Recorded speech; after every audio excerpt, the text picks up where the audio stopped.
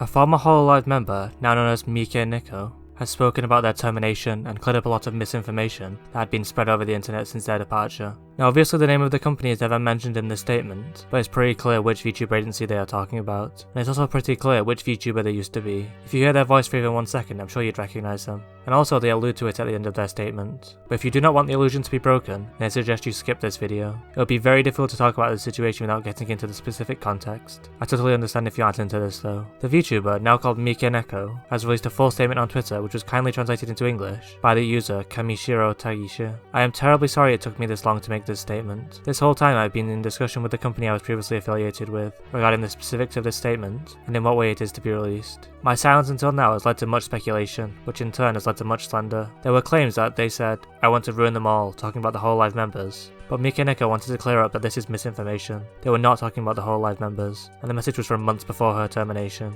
Even now, I greatly treasure the members. Of course I still watch their streams, and I haven't lost my bonds with Gen 3, who I still love dearly. It even feels like it was only yesterday when I was with them. All claims that I feel bitter towards the members, and that I want to take revenge on them, are 100% lies. I think of each and every one of them as close friends. I offer my sincerest apologies to anyone who was hurt because of what I did. I am very sorry. Thanks to the progress in my talks in the previous company, I am finally able to make this statement.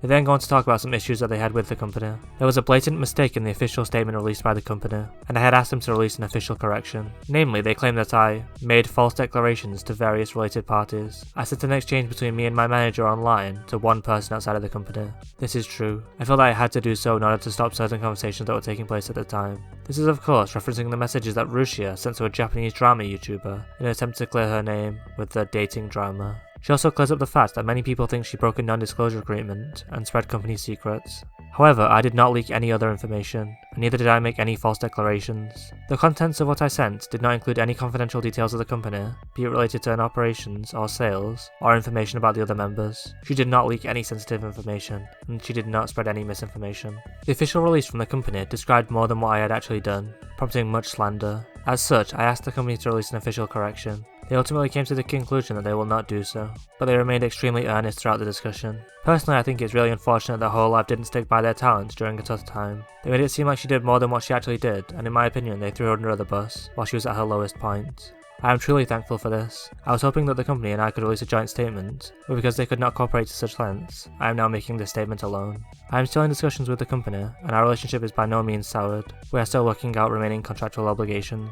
So despite not agreeing to a correction and not putting out a joint statement, she is still in good working terms with Hololive and Cover Corp, which is nice. Rushia was a big part of the company, and it was a big part of her life. It would be unfortunate if their relationship would sour anymore. Until this point, I have been subjected to much slander and defamation. I understand that this was partly due to my own impulsive actions. I can hardly say I'm not at fault. However, I do also want to say that I feel there's something wrong with the world filled with so much vilification. I myself will be walking forward whilst greatly treasuring the green-haired necromancer that I will always love so deeply. I promise to make steady effort giving back to all of my fans, to those who have helped me behind the scenes, and to those who I have troubled. Thank you very much for reading such a long statement. So that's the full statement, which has cleared up a lot of misinformation that has been spread about the situation. I'm glad that Rushia is still on good terms with her gen mates and the other Hololive members. Nobody should speculate further than what they already know. Unless there's a statement put out by Hololive, which I doubt they would do at this point, I think this will be the end of this saga.